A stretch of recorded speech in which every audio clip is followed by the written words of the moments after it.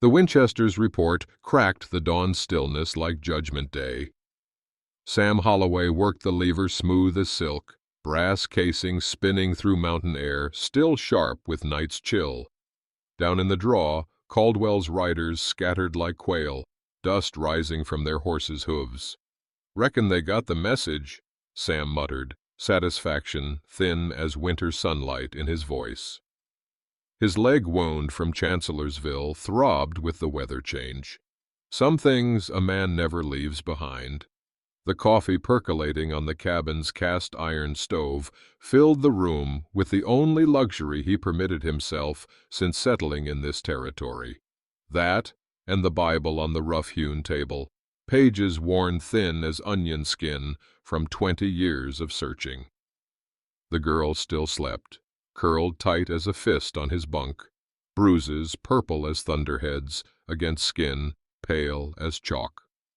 Sam checked his ammunition with methodical care, counting each bullet like a miser with his last dollars. 7 men against 1. Poor odds, but he'd faced worse at Antietam. "Lord, give me strength," he whispered, voice rough as sandpaper. "This day's fixing to get mighty complicated." From the ridge, he spotted more dust on the horizon.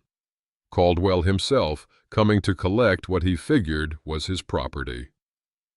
Sam Holloway sat at his cabin's rough-hewn table, hands steady as he cleaned the Winchester.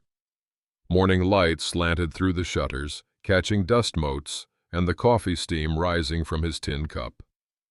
20 years of military habit had him up before dawn, same as always. The worn Bible lay open beside him, today's reading from Proverbs. "The horse is prepared for the day of battle, but victory belongs to the Lord." The first shot shattered the window above his head. Sam was on the floor before the glass finished falling, old instincts kicking in smooth as machinery. His wounded leg from Chancellorsville screamed as he rolled, but he pushed the pain away like an unwelcome visitor. Second shot thudded into the doorframe. Third kicked splinters from the chair he'd occupied seconds before. "Holloway!" A voice outside, young and angry. "We know you got the girl in there." Sam reached for the rifle, counting footsteps outside. 3 men, maybe 4. Caldwell's outfit had to be.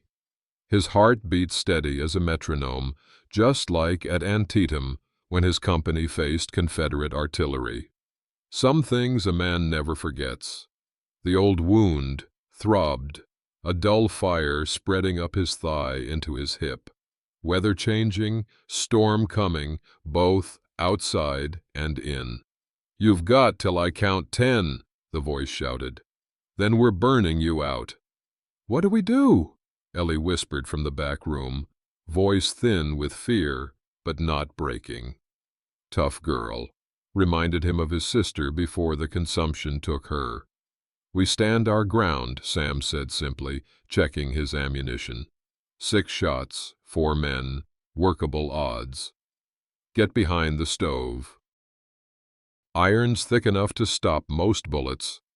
He'd faced worse, but then again, he'd been younger. Funny how age makes a man count costs that youth ignores. Reverend Parker arrived an hour after the shooting stopped. His ancient wagon creaked up the path, pulled by a mule that looked as weathered as its owner. Sam watched from the porch, rifle across his knees, the bodies of Caldwell's men already covered with canvas from the barn. "Heard the trouble from town," the Reverend said, climbing down stiffly. At 75, he moved like a man navigating through molasses, but his eyes remained sharp as hawk talons. "Figured you might need tending to." "They needed it more." Sam nodded toward the covered shapes. "So I see." The old man didn't flinch. He'd buried too many during the war years to be squeamish now. "Town's buzzing like a hornet's nest. Sheriff Mills is in Caldwell's pocket deep as a tick on a hound dog." Doc Wilson's buggy appeared around the bend, followed by 3 riders. Sam's hand tightened on the Winchester. "Easy, Sam," the Reverend murmured. "Doc's straight as they come. The others are Jacobson's boys." The doctor climbed down, medical bag in hand, face grim as winter. "Anyone need patching?" Girl took a graze on her arm, nothing serious. Hank Jacobson, oldest of the three brothers, spat tobacco juice and studied the canvas-covered bodies. "Caldwell ain't gonna take this lying down, Major." "Didn't expect he would," Sam replied. "Word at the Mercantile is he's offering $500 for the girl," Doc Wilson said quietly, eyes measuring Sam's reaction. "And twice that for your head. Man always did overpay." Sam's voice remained level, but his jaw tightened. The youngest Jacobson boy, couldn't be more than 25, shifted nervously in his saddle. "Maybe you ought to clear out, sir." "Head north to Montana. My cousin's got land there." "Running just gives him a moving target," Sam said. The Reverend nodded slowly. "Ain't in your nature anyhow." "Half the town's saying you're a fool," Doc added, opening his bag. "Other half saying you're doing the Lord's work." "And which half are you in, Doc?" Wilson's weathered face creased in what might have been a smile. "I'm in the half that'll patch you up when this is done. One way or another." Sam felt the weight of their assessment. Some admiring, some doubting, all watching to see what he'd do. A man's reputation was built on moments like these, especially in territory where law books meant less than a man's word, and his willingness to stand behind it. Night fell cold and clear, stars pricking the darkness like distant campfires. Sam sat alone on the porch, the Winchester across his knees, listening to the night sounds of the territory. Inside, Ellie slept fitfully, the day's events still chasing through her dreams. 3 men dead, 3 more coming, likely with Caldwell himself next time. The math wasn't complicated. Sam's fingers found the small brass cross in his pocket, worn smooth from 20 years of worry. Sarah had pressed it into his hand before he left for the war. "Keep faith," she'd whispered. 3 months later, the telegram came. Typhoid. No time even to say goodbye. "Not much for talking, Lord," he whispered to the darkness. "Figure you know what's in a man's heart without him having to spell it out." The old wound in his leg ached, a constant companion these days. Time was, he could outshoot, outride, outlast most men. Now, each morning brought new reminders of age's steady march. From the barn came the soft nickering of his horse. Beyond that, the vast silence of the territory, a quiet that could swallow a man whole if he let it. "Girl didn't ask for this trouble," he continued. "Neither did I. But here we are." His thoughts drifted to the Willow Creek Massacre, 1864. 37 civilians dead because Caldwell wanted their land and Captain Hargrove had delivered it. Sam's failed raid on Caldwell's camp had started it all. His mistake, his burden to carry.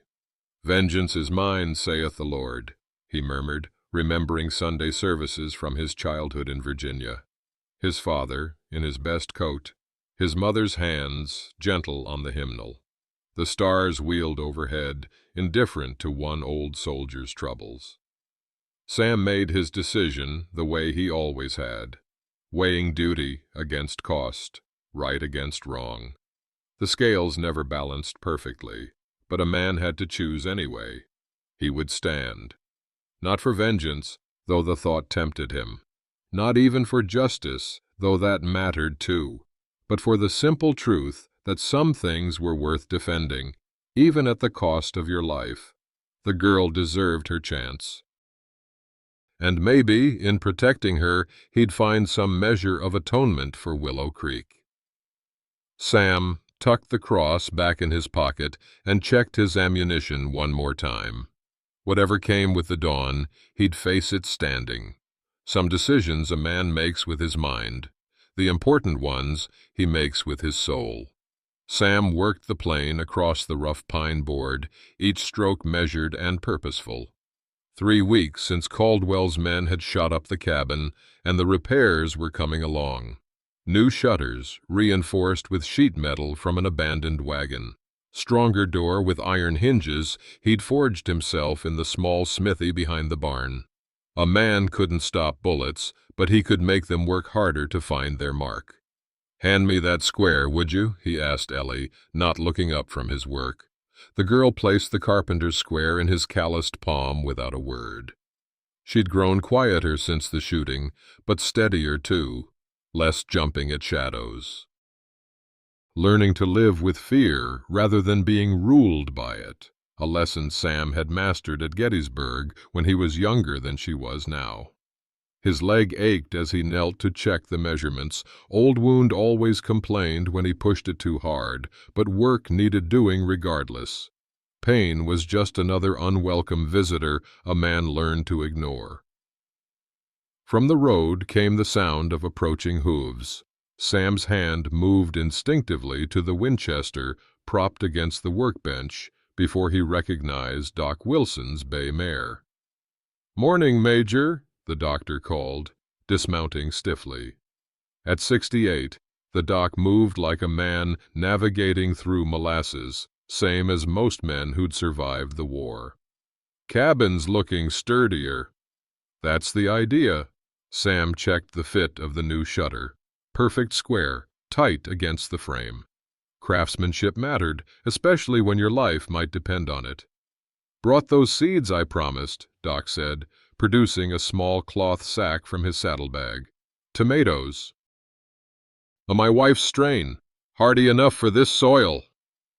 Sam nodded his thanks. Small kindnesses meant something out here where most men measured friendship in bullets spent defending each other's claims. Life continued.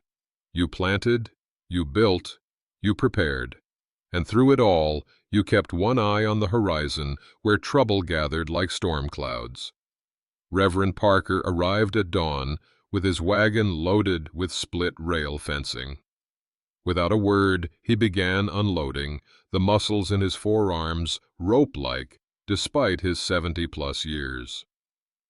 Sam brought coffee out to the porch. "Didn't ask for help with fencing." "Didn't offer it neither," the Reverend replied, accepting the tin cup with a nod. "Just happened to have extra rails taking up space in my barn." They worked side by side through the morning, digging post holes and setting rails with the practiced rhythm of men who'd done physical labor all their lives. Few words passed between them, just the occasional "hold this" or "that'll do." The sun climbed, hot for spring. Sweat darkened their shirt-backs. By noon, they'd completed the south approach to the cabin. 15 yards of clear ground now separated from the tree line, enough to spot trouble before it reached the door. "Heard tell Caldwell's brought in some gunmen from El Paso," the Reverend said finally, driving the last post home with 3 precise strikes. "Professional sort."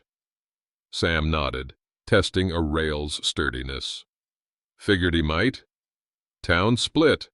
McAllister and the Jacobson boys are with you. Sheriff's playing both sides, depending on who's listening." The old man wiped sweat from his forehead with a bandana. "Ellie doing all right?" "Learning her letters," Sam replied. "Quick study."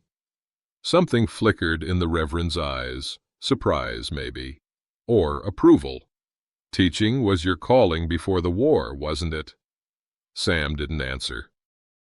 Some memories were best left undisturbed, like sleeping rattlesnakes. They ate beans and cornbread on the porch, Ellie bringing out plates without being asked. She'd taken to keeping house with quiet efficiency, finding her place in their odd arrangement without discussion. "Girl needs proper schooling," the Reverend observed when she'd gone back inside. "Not much chance of that with Caldwell hunting her." The Reverend chewed thoughtfully. "Sarah would have liked her. Got that same spine of steel your wife had. Sam's hand stilled briefly at the mention of his wife's name. Then he nodded once, the barest dip of his chin. High praise, coming from the man who'd buried her 15 years ago. Some things didn't need saying aloud between men who understood each other. The fence they'd built today said plenty. The rider appeared at the edge of Sam's property, young and uncertain on a spotted mare that had seen better days. Sam watched from the newly reinforced porch, Winchester across his knees, as the boy, couldn't be more than 17, approached with his hands clearly visible. "That's far enough," Sam called when the rider was 30 yards out. The boy reined in. "Mr. Holloway, Jim Tanner's boy, sir. Pa sent me." Sam recognized the name. Settler from the North Valley. Honest man with a small cattle operation. "What's your business?" "Caldwell's men came last night. Said we had to sell out or they'd burn us out." The boy's voice cracked slightly. "Shot our dog when Pa told them to leave." Sam studied the young face, seeing the fear there, but determination too. "Why come to me?" "Pa says you stood against them. Says you were an officer in the war and know about fighting." The irony wasn't lost on Sam. 20 years trying to forget the war, and now it was the only thing people remembered about him. "Tell your pa to bring his family here tomorrow," Sam said after a moment. "We'll talk then." The boy nodded eagerly. "Thank you, sir. Pa said you'd help. Said you were a man who knows right from wrong."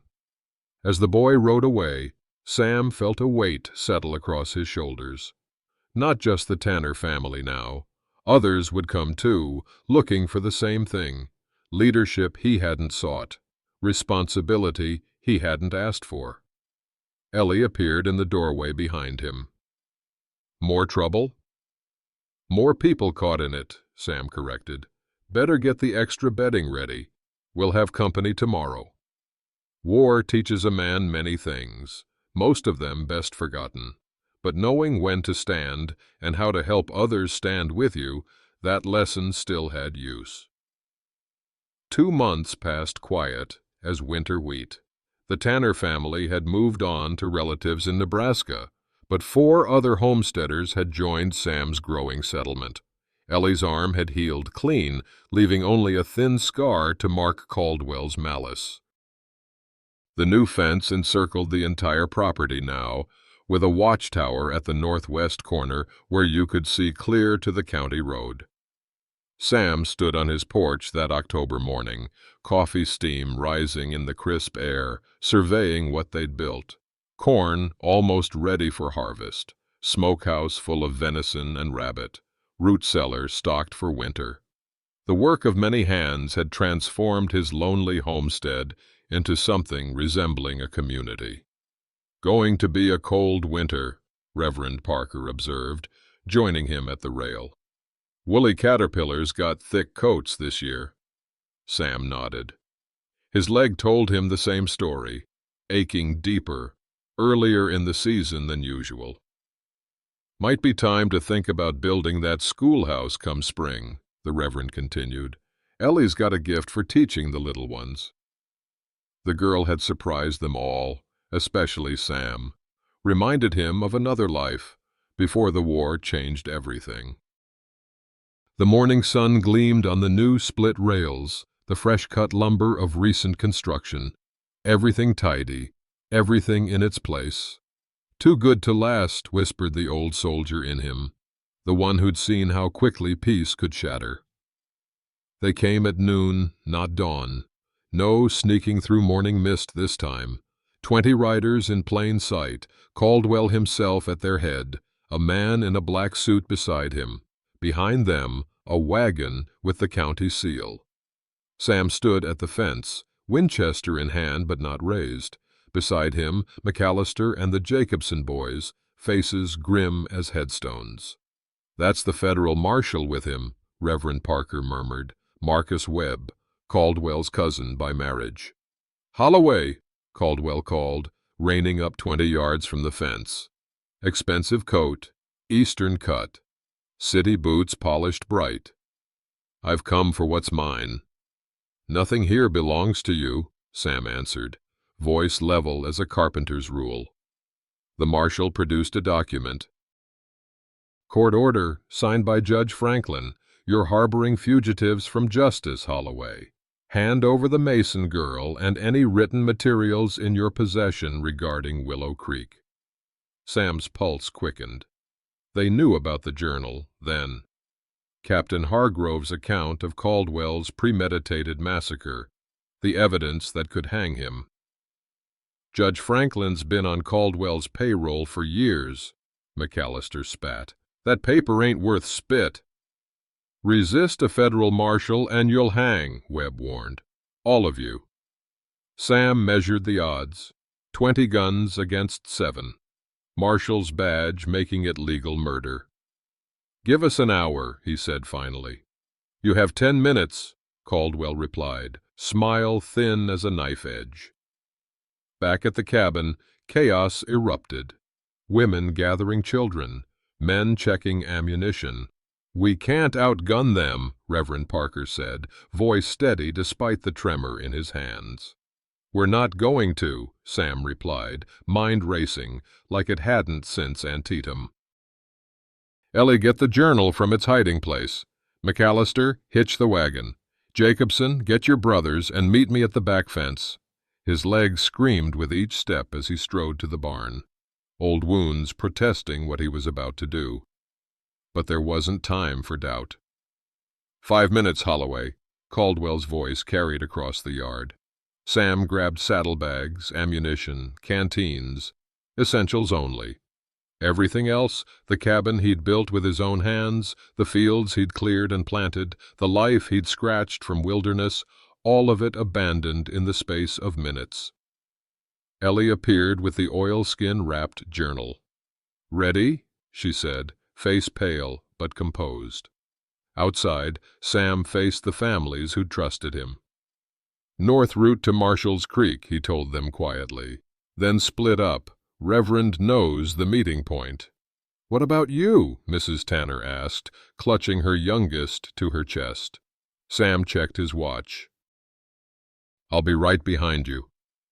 The lie tasted like iron on his tongue, but they needed time to escape, and someone had to provide it. Time's up, Holloway, Caldwell shouted.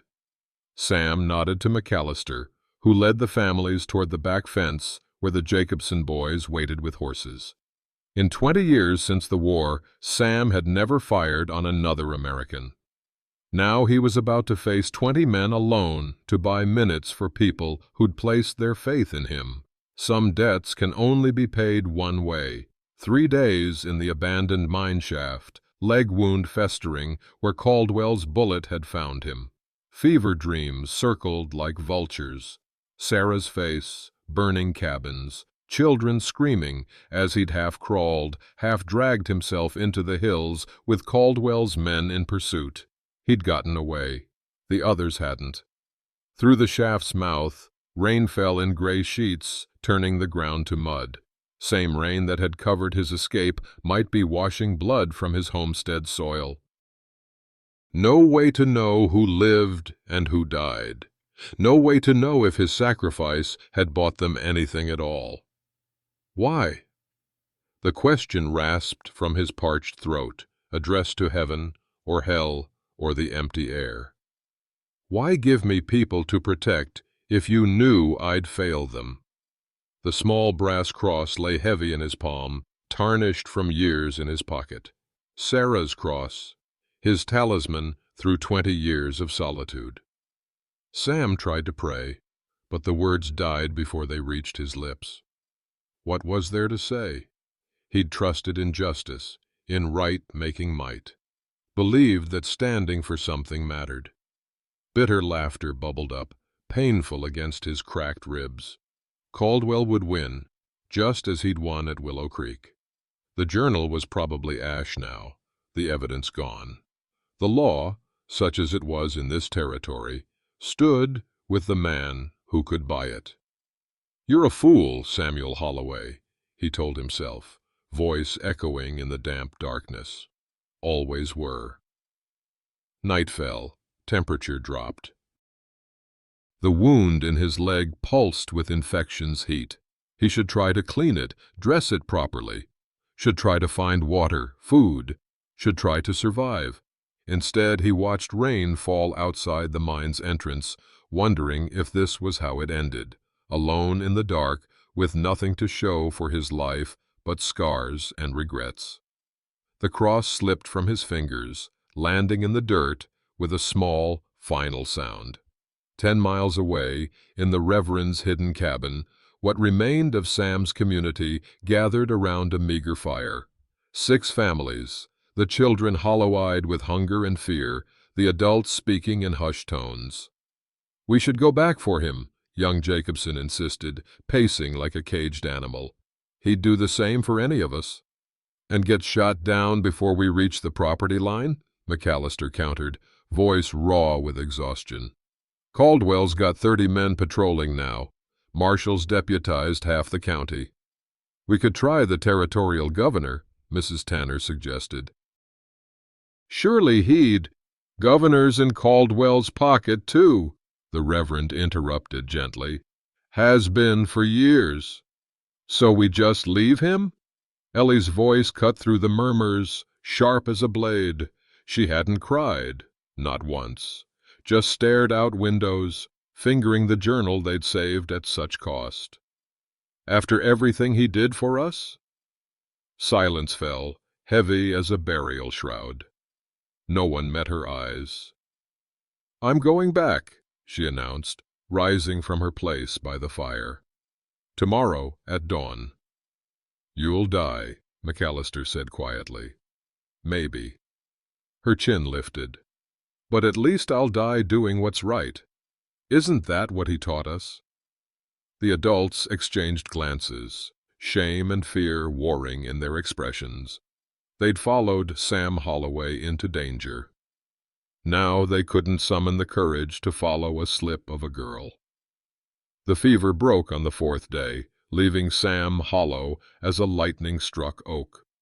He crawled to the mine entrance, each movement sending fresh pain through his leg. Outside, the world had cleared to cruel autumn brilliance, mocking his misery with its beauty. His hands, once steady enough to split a playing card at 50 paces, trembled as he tore strips from his shirt to bind the wound. The bullet had gone clean through, but infection had set in ugly as sin. Might still lose the leg, might still lose his life. A crow watched from a nearby pine, black eyes unblinking. Sam stared back, wondering if the bird was waiting for him to die. "Not yet," he muttered, voice cracked from thirst. The sun angled westward, same direction as the Reverend's hidden cabin. 10 miles, as the crow flies, might as well be 1,000 in his condition.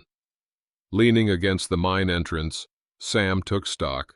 No weapon, no horse, no food. Just a half-empty canteen, the clothes on his back, and a wound that would likely kill him if he tried walking out. From his pocket, he pulled the objects that remained. His watch, stopped when he fell. A stub of pencil. The brass cross he'd dropped earlier, now tarnished with dirt. "Not much to show for 62 years, he told the crow. The bird cocked its head, unimpressed. Memory rose unbidden. Sarah's voice reading from their Bible on Sunday mornings. "For what shall it profit a man, if he shall gain the whole world, and lose his own soul?" What had his soul gained these past weeks? A cabin burned, families scattered, children frightened, all because he'd stood against Caldwell, thinking right would somehow triumph over money and guns. Fool's errand. Always had been. The crow took flight suddenly, startled by something beyond Sam's view. He tensed, hand reaching instinctively for a weapon that wasn't there. Around the bend came a figure, slight against the afternoon sun. For a moment, Sam thought fever had brought visions. Then the figure resolved into Ellie, rifle slung across her back, leading his own horse. "Found you," she said simply, as if she'd just stepped out to fetch water rather than tracked him through miles of wilderness with Caldwell's men hunting them both. In that moment, Sam faced the brutal truth. He'd fought for these people, then abandoned them in his despair, assuming the worst. Yet here stood this girl, this child he'd set out to protect, risking everything to save him instead. Some debts can never be repaid, and some responsibilities, once accepted, can't be laid down, even in defeat. "You shouldn't have come," Sam said, watching as Ellie tended his wound with competent hands. She'd brought supplies, clean bandages, whiskey for sterilizing, jerky and hardtack. "Probably not," she agreed, no give in her voice. "But here I am. The others?" "Safe at the Reverend's place." She worked in silence for a moment, cleaning away infection. "They wanted to come too. I wouldn't let them." Sam winced as she poured whiskey over the wound. "Why not?" "Too many people means too easy to track. Practical, like always. Besides, someone had to stay with the children. Children who'd lost their homes because of his stand against Caldwell." The weight of it pressed against Sam's chest, heavy as cemetery dirt. "Caldwell won," he said flatly. "Cabin's gone, land's gone. Everything we built." "Not everything." Ellie produced Captain Hargrove's journal from her saddlebag. "We still have this. Paper won't stop bullets. No, but it might stop Caldwell if we can get it to the right people." She tied off the bandage with a neat knot. "Reverend Parker says there's a circuit judge coming through Cedar Springs next week. Federal appointment, not territorial. Man named Hollister." Sam had heard of him. Hard but fair. The kind who couldn't be bought. 10 days' ride, he calculated, mind automatically mapping the terrain despite himself. "If we stick to back trails. If Caldwell doesn't catch us first." "If your leg holds out," Ellie added, eyeing the wound. Sam laughed bitterly. "You planning this all yourself, or did the others send you to drag me back?" Her face hardened. "They didn't send me. They said what you did, that it's hopeless, that we should scatter, try to start over somewhere else." She stood, dusting her hands. "I told them they were cowards." The word hung between them, sharp as a knife edge. Memories stirred. His father walking him through Arlington as a boy, showing him the graves of men who'd stood their ground at Lexington, at Concord. "A man who runs from one fight will run from the next," his father had said. "Character ain't about winning. It's about standing." Sam looked at the cross in his palm, then at the journal Ellie clutched like a lifeline. 2 paths stretched before him: surrender to despair, accept defeat, let Caldwell win again. Or stand, wounded, outnumbered, with nothing but a girl's courage and a dead man's testimony, and face whatever came. "We'll need supplies," he said finally. Decision made, as simply as checking the weight of ammunition. "And I'll need help getting on that horse." Ellie's face remained impassive, but her eyes brightened. "Yes, sir. Some men find their courage in glory. Others find it watching someone half their age show twice their heart." Dawn broke cold and clear as they approached the Reverend's hidden cabin. Sam rode stiffly, each hoofbeat sending fresh pain through his wounded leg, but upright in the saddle. A man who needs carrying isn't much use in a fight, and there'd be fighting sure as sunrise if they pursued this course. Smoke rose from the cabin's stone chimney. Outside, McAllister split wood with methodical strokes, rifle propped nearby. His head snapped up at their approach, hand reaching for the weapon until recognition dawned. "Well, I'll be damned," he muttered, lowering the rifle. "Girl actually found you." "Said she would," Sam replied, dismounting carefully, keeping weight off his bad leg. The cabin door opened. Faces appeared, first children, then adults. Disbelief giving way to something like hope. The Reverend emerged last, Bible tucked under one arm. "Figured we'd seen the last of you, Major," he said, eyes measuring Sam's condition. "Almost did." Sam nodded toward Ellie. She had other ideas. Inside, the families had arranged themselves as best they could in the cramped space. Children slept on pallets. Adults took shifts on the few available beds. Possessions salvaged from their homesteads sat in neat piles, practical items only, everything else abandoned in their flight. "Ellie says there's a federal judge coming to Cedar Springs," Sam said without preamble once they'd gathered.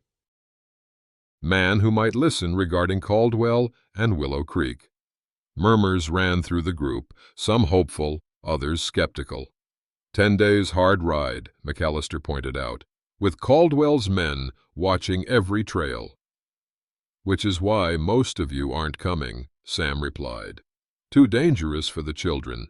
Too many people draw attention." "So who goes?" young Jacobson asked. "Ellie and me. We have the journal." Sam looked around the room. "Need one more who knows the back country. Someone who can shoot if it comes to that." Silence fell. Then McAllister stepped forward, face grim as winter. "I'll go. Got no family to worry about." The Reverend nodded slowly. "Rest of us will head north to my brother's place near Fort Collins. Safer there." "If you don't come back?" Mrs. Tanner asked, voicing what others wouldn't. "Then you start over," Sam said simply. "But we'll come back." That night, preparations moved with quiet efficiency. The women packed provisions, while men checked weapons and planned routes. Sam sat at the rough table, studying maps by lamplight, leg propped on a stool. "Never figured you for a man who'd run," the Reverend said, joining him with coffee. "I'm not running," Sam replied. "I'm flanking." The old man's face creased in a smile. "Military man to the end." "To the end," Sam agreed, tracing the trail to Cedar Springs, whatever that end might be. They traveled by night, 3 shadows slipping through terrain most men avoided. Sam led them along forgotten hunting trails, dry creek beds, and narrow passes that didn't appear on any map. His wounded leg protested each mile, but he pushed through the pain with grim determination. Some hurts could only be ignored, not healed.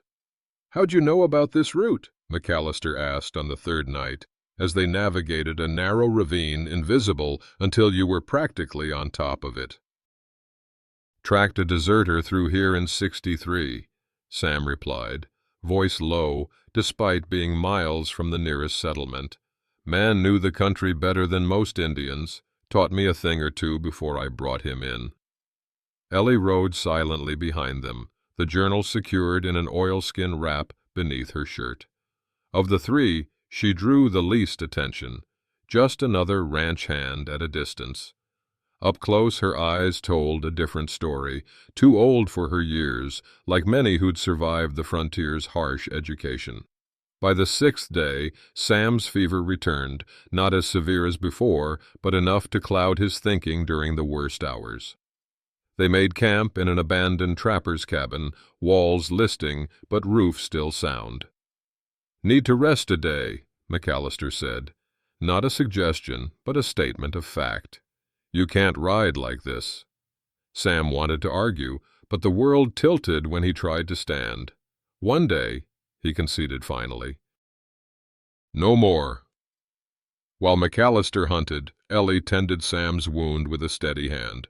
The infection had returned, angry red lines spreading outward from the entry point.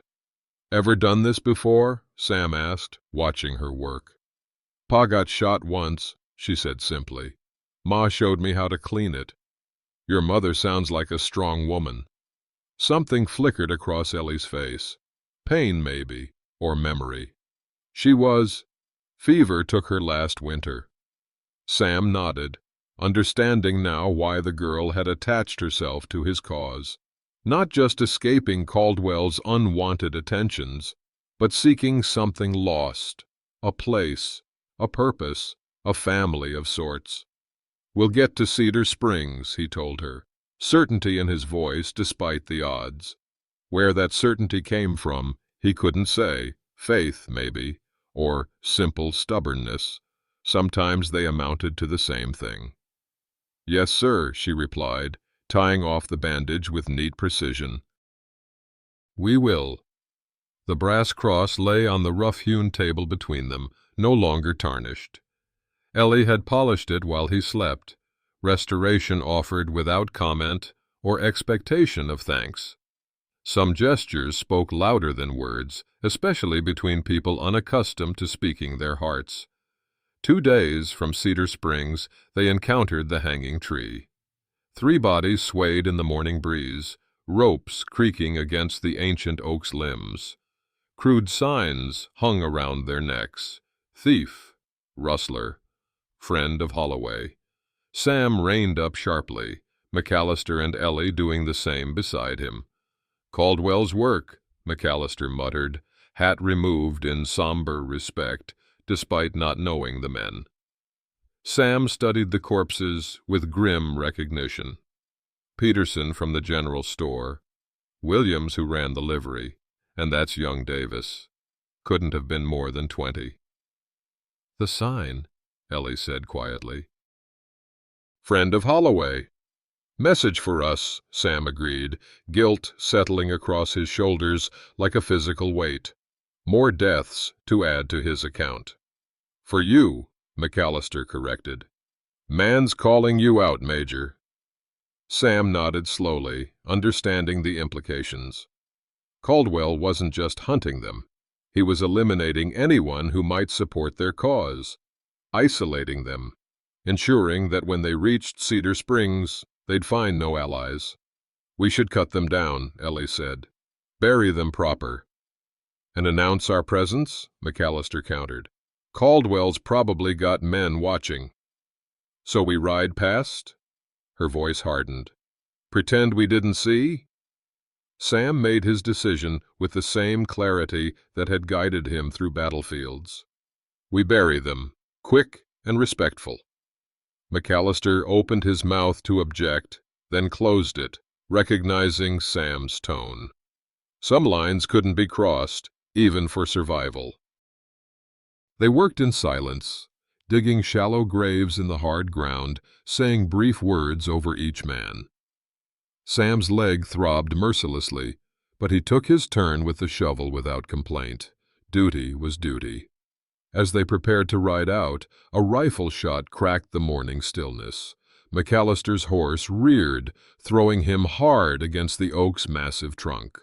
He slumped, blood streaming from his temple. "Ambush!" Sam shouted, pushing Ellie toward the minimal cover of a fallen log. "Go! I'll cover you!" 2 more shots kicked up dirt near their position. Sam returned fire, Winchester steady despite the pain radiating through his body. Sometimes the path forward narrows to a single choice: stand or fall. For Samuel Holloway, there had never really been a choice at all. Night fell like a shroud over the small canyon where they'd taken refuge. McAllister lay unconscious, breathing shallow but steady, a crude bandage wrapped around his head. They'd managed to bring him this far, but his horse had bolted during the ambush, taking half their supplies with it. "How many you figure?" Ellie asked, keeping her voice low, despite being well hidden from the trail. 4, maybe 5, Sam replied, checking their remaining ammunition by touch. "Professional guns, not local talent." "They between us and Cedar Springs?" "Almost certainly." She absorbed this with the same quiet steadiness she'd shown throughout their journey. What now? Sam studied the stars, calculating. Judge Hollister arrives tomorrow. We're still 12 miles out.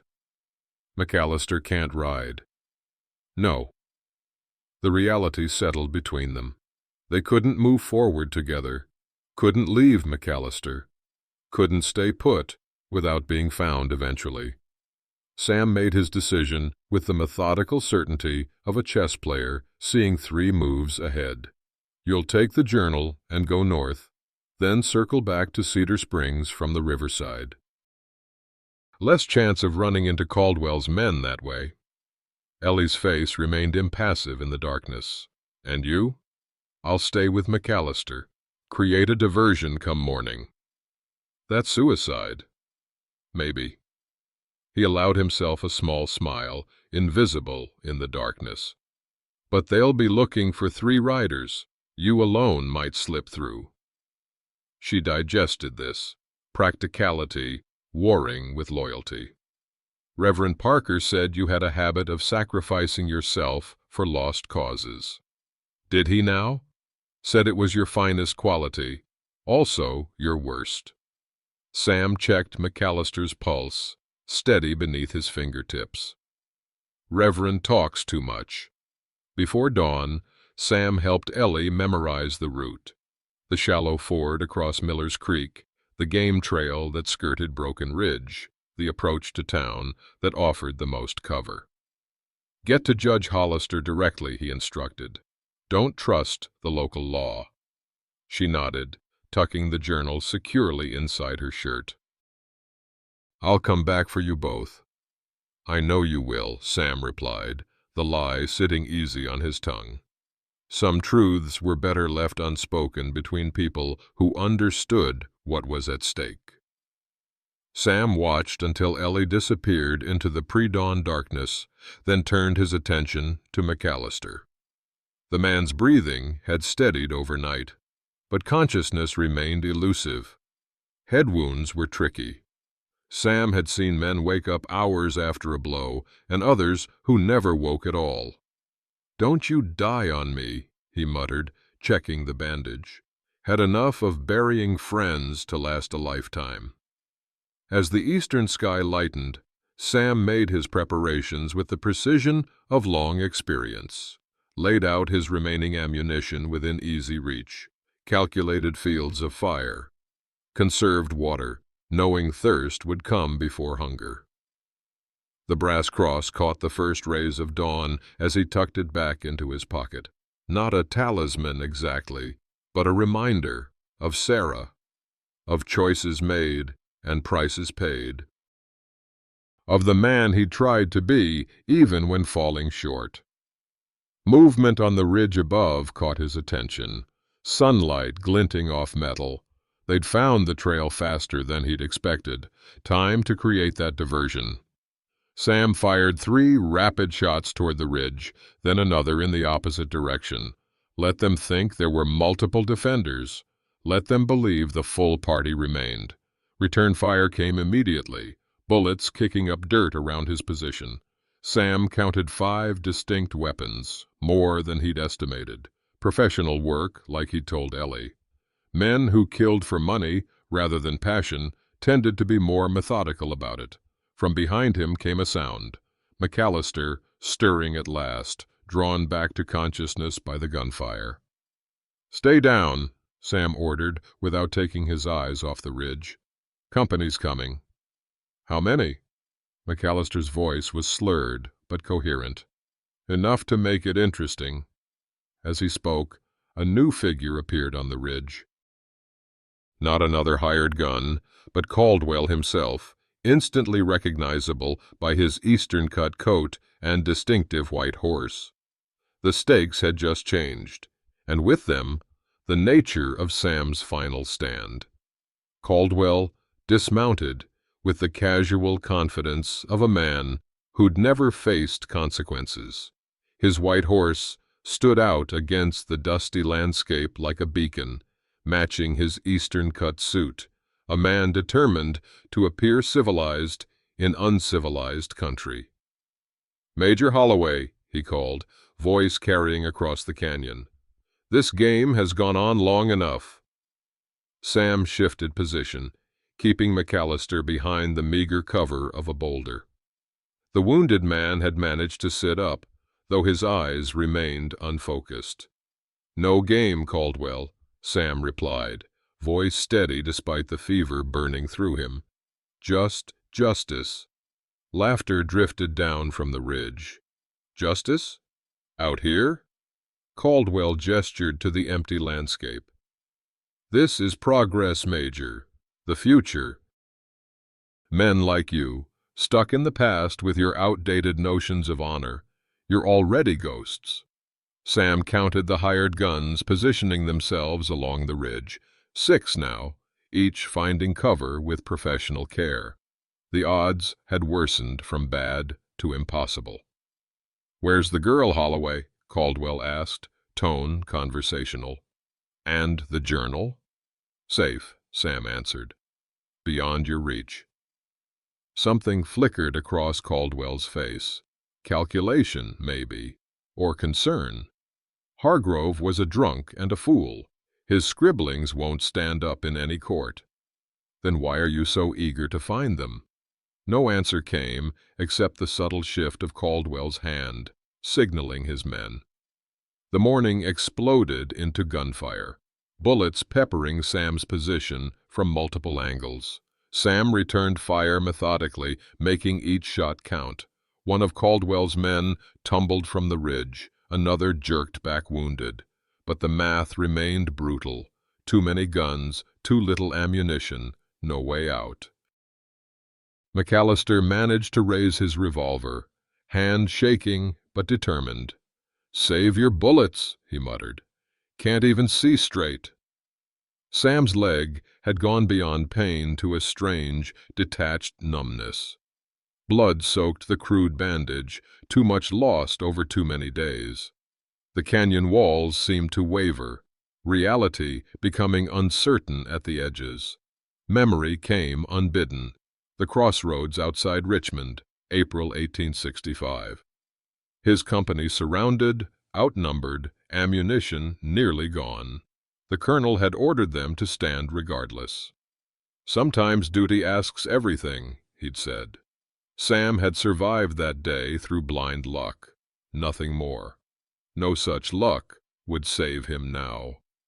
"Last chance, Holloway," Caldwell called during a lull in the firing. "Tell me where the girl went, and I'll make it quick." Sam checked his Winchester. 3 rounds left. Not enough for anything but a statement. The brass cross pressed against his chest, a small comfort in what would likely be his final moments. 20 years carrying Sarah's memory, and now he might see her again. The thought brought unexpected peace. A memory surfaced, something his father had told him before he'd left for West Point. A man reveals his true character, not in victory, but in how he faces certain defeat. Sam steadied himself against the boulder. If this was his last stand, he'd make it count. "McAllister," he said quietly, "when they come down after me, you play dead. Wait for your chance." "And do what, exactly?" the man asked, blood still crusting his temple. "Live," Sam replied simply. "Tell the story." With calculated precision, Sam rose to one knee and fired. The shot traveled true, striking Caldwell's white horse. The animal reared in panic, throwing its rider hard against the rocky ground. Chaos erupted on the ridge as Caldwell's men scrambled to protect their employer. In the confusion, Sam heard what they didn't, the distant thunder of approaching hooves. Many hooves. Not surrender, then. Not yet.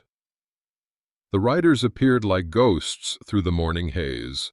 Not the cavalry Sam had half expected, but a different sort of army. Reverend Parker led them, rifle across his saddle pommel. Behind him rode the Jacobson brothers, Mrs. Tanner's husband, with his ancient Sharps rifle, and at least 15 other men from surrounding homesteads. At their center rode Ellie and a distinguished older man in a black coat. Judge Hollister, Sam realized, She'd made it through. Caldwell's men turned in confusion, suddenly outflanked and outnumbered.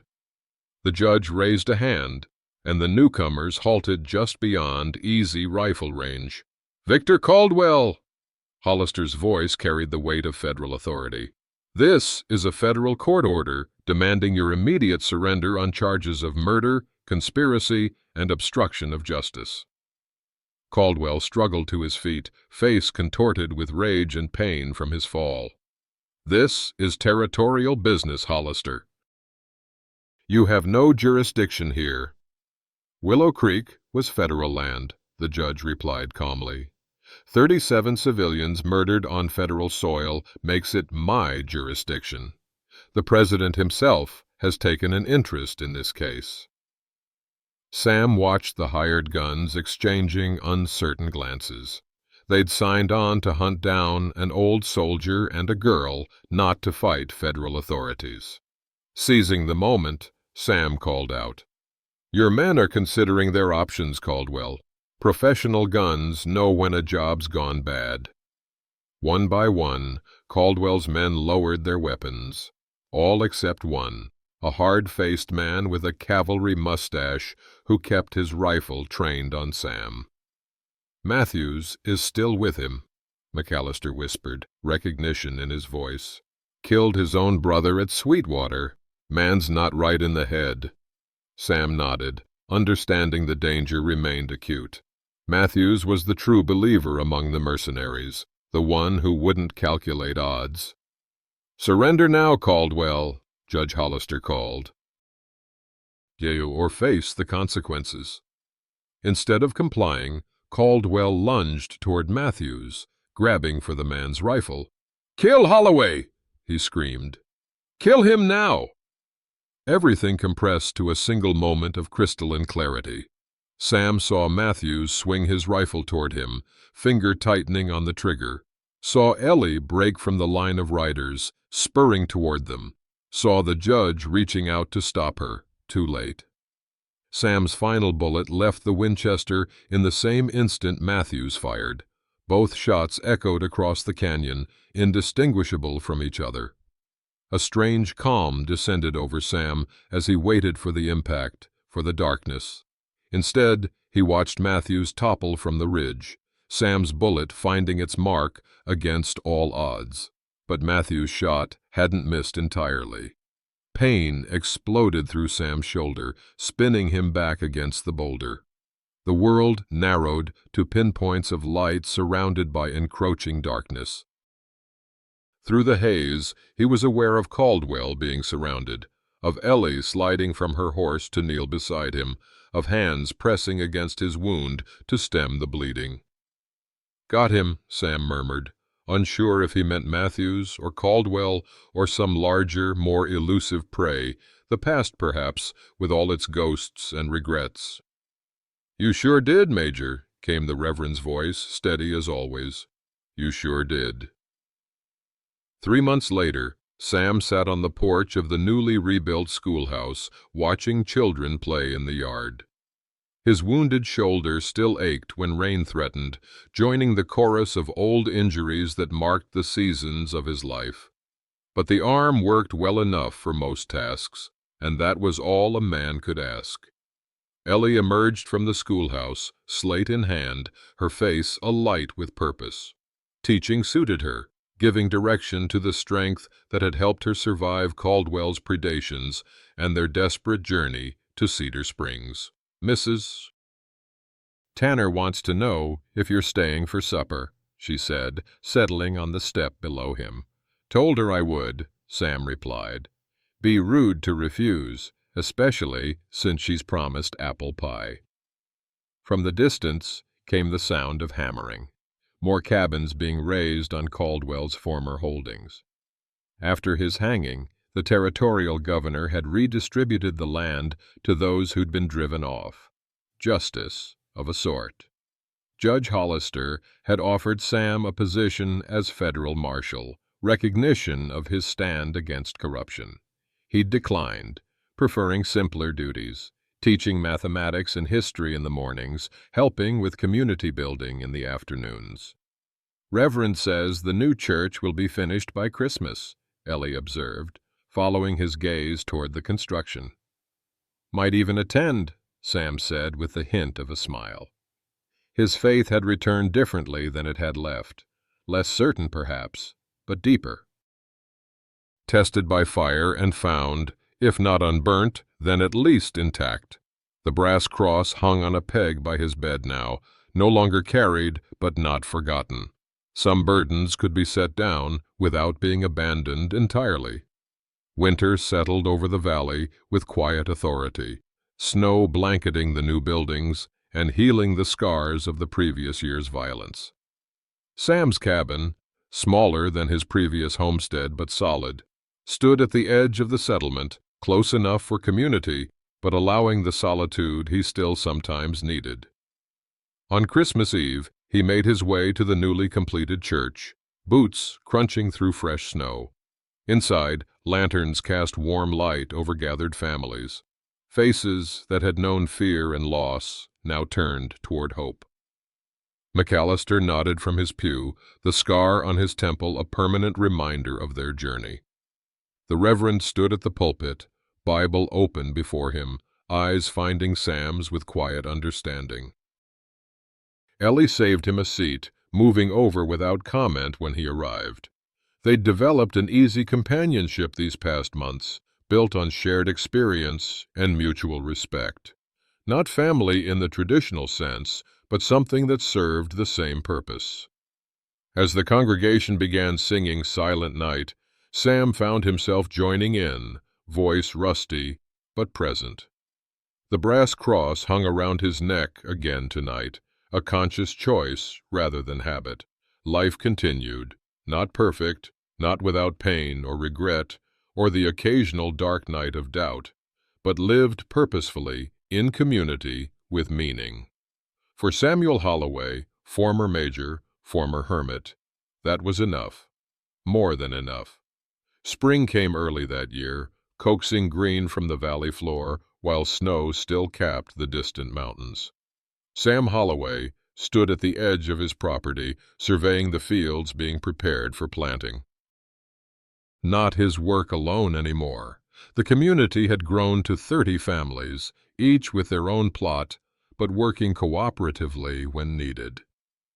The Winchester rested in its rack above the fireplace now, cleaned and oiled but no longer kept within arm's reach. Some habits changed slowly, but they changed all the same. "Morning, Major," called Jacobson's eldest, touching his hat as he guided a plow horse past. The Major had stuck despite Sam's attempts to leave it behind. Some names a man carries whether he wants to or not. "Morning," Sam replied, noting the straight furrows with approval. The boy had learned well. At the schoolhouse on the hill, children's voices carried on the breeze. Ellie's class reciting their lessons. She'd grown into the role naturally, her strength finding purpose in shaping young minds rather than just surviving. The school board had made her position permanent last month, surprising no one but herself. Sam's shoulder ached slightly as he climbed the gentle slope toward home, a familiar companion like his leg wound. The body remembers what the mind might prefer to forget. Both would pain him till his dying day, but neither controlled him anymore. The brass cross caught the morning light as he paused to rest. Sarah's cross, once a burden of memory, now a connection to something larger than himself. Faith had returned differently than it had left. Less certain, perhaps, but deeper. Tested rather than assumed. Man plans, God laughs, his father used to say. Sam finally understood the wisdom in that. Not cynicism, but recognition that life follows its own course. A man's duty wasn't to control the river, but to navigate it with whatever honor he could muster. From his porch, Sam could see the town cemetery where they'd buried Caldwell after the hanging. No marker distinguished the grave, just grass slowly reclaiming disturbed earth. Justice had been served, But Sam took no particular satisfaction in it. Death settled all accounts, but resolved nothing. What mattered were the living, the community rebuilt, the children learning, the future taking shape, one decision at a time. Sam's contribution would be modest, teaching mathematics and history, sharing what experience had taught him about standing one's ground, lending his hands to barn raisings and fence mending. Enough purpose for one man's remaining years, more than enough. "Coffee's hot," called the Reverend, appearing at Sam's gate with his customary timing. Their morning conversations had become ritual. Two old soldiers discussing everything from scripture to crop rotation, the weight of the past balanced by the promise of tomorrow. "Obliged," Sam replied, the word carrying more than its surface meaning. In the distance, a rider approached along the valley road, perhaps bringing mail from Cedar Springs or news from the territorial capital. Or perhaps just passing through, another soul making their way in a hard land. Whatever came with tomorrow, challenge or peace, storm or fair weather, Samuel Holloway would meet it standing, not alone anymore, but part of something larger than himself, not without fear, but with the quiet certainty that fear need not have the final word. Some journeys have no destination, only continuing purpose. For a man who'd once believed his life effectively over, that realization was victory enough.